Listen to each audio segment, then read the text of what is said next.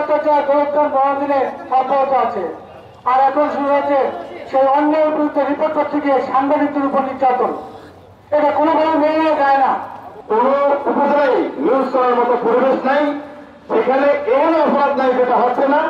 আমরা প্রতিনিয়ত সংবাদগুলো পাই কিন্তু লিখতে পারি না। আমরা এই মানববন্ধন থেকে কঠোর প্রতিবাদ জানাচ্ছি।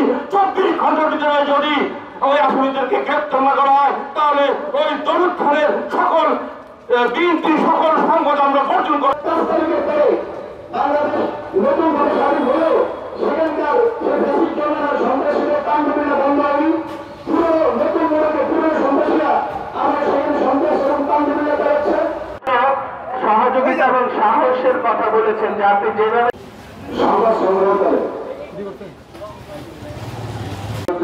সেটি একটি ন্যাক্কারজনক ভূমিকা এবং বিশেষ করে বিষয় নয়, সন্ত্রাসী তো সন্ত্রাসী। সুতরাং